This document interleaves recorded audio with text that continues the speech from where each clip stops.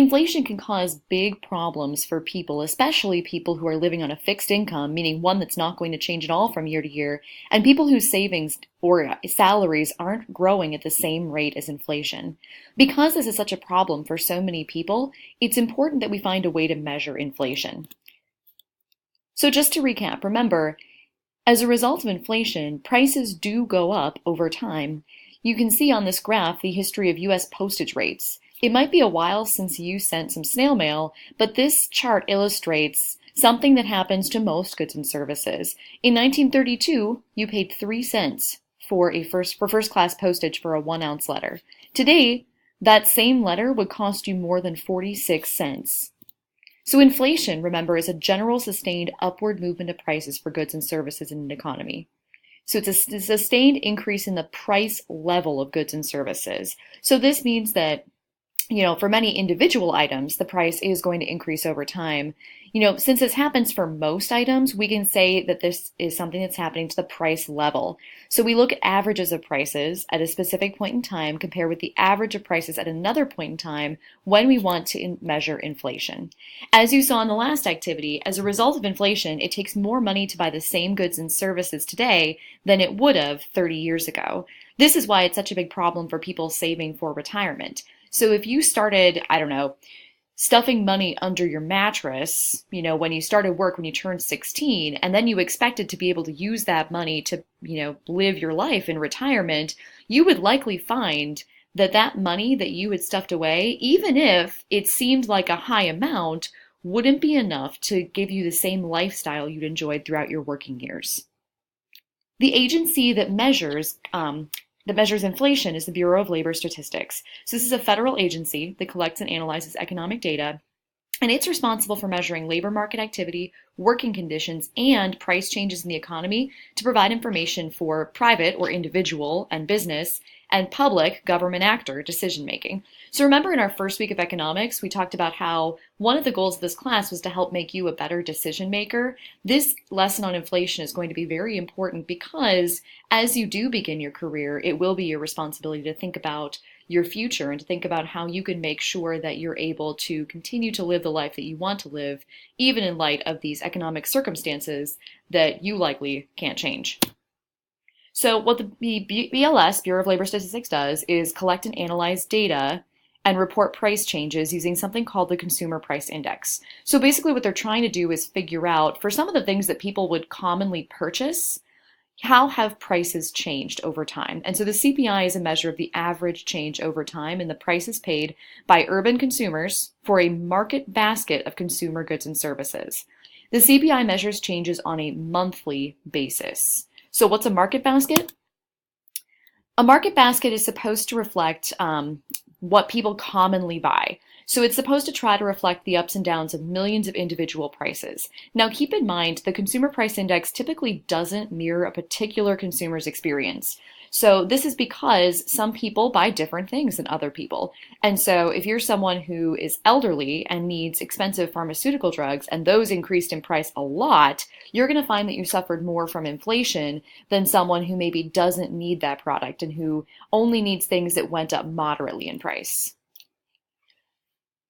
So what's included in the CPI? Not everything. So it does not include literally all items, but it does try to take a representative selection of consumer goods and services. So if you were to think about some of the things that you need to buy on a monthly basis, I bet most of them would fit into these 8 major categories.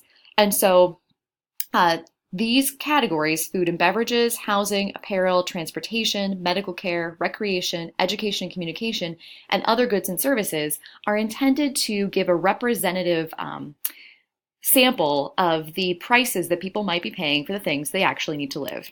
So for food and beverages, they might find some kind of typical breakfast cereals, milk, coffee, chicken, wine, full service or prepackaged meals, snacks, etc. For housing, they might take a look at the cost of rent. If people are renting, they might take a look at fuel oil. So what does it cost to actually heat your home? And then the things that you would need for your home, things like bedroom and other types of furniture. Apparel, they're going to look at, the items, some of the items that people might commonly need. You know from going to the mall that there are so many options for apparel, but they're going to try to find a representative sample of things like men's shirts, women's sweaters, dresses, accessories like jewelry or shoes, etc. For transportation, they consider how much is it going to cost you to buy a new car, a new vehicle, what are airline fares, what's the price of gasoline, how about auto insurance? So many of you might be driving and have to purchase auto insurance. These are the kinds of things that they include in CPI. Medical care, they look at the cost of prescription drugs and medical supplies. They look at eyeglasses and eye care and things like hospital services to try to get an idea about how much these things cost. For recreation, they're going to look at televisions, other electronic entertainment equipment, toys, even pets and pet products, sports equipment, admissions or ticket prices to types of entertainment like movies or sporting events. Education and communication, they're going to look at things like college tuition. They're going to look at things like telephone services. Today, this would be cell phone services, computers and computer accessories. Cell phones would probably be included in this category. And then other goods and services are going to include the things that people might commonly buy or the services they might commonly use that don't really fit neatly into the other categories. So while none of you should be using tobacco or smoking, they would include the price of cigarettes and smoking products because some people do purchase these things.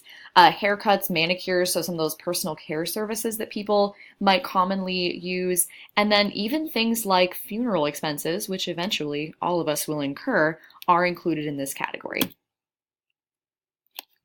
So the CPI inflation rate can be determined by comparing the percentage increase in the price level of goods and services from one time period to another. So if you're going to calculate CPI, you actually do need to know what CPI is in the later year that you're going to look at, the earlier year, and then you multiply by 100 to get a percentage. So another way of looking at this would be to think about it as year 2 and year 1.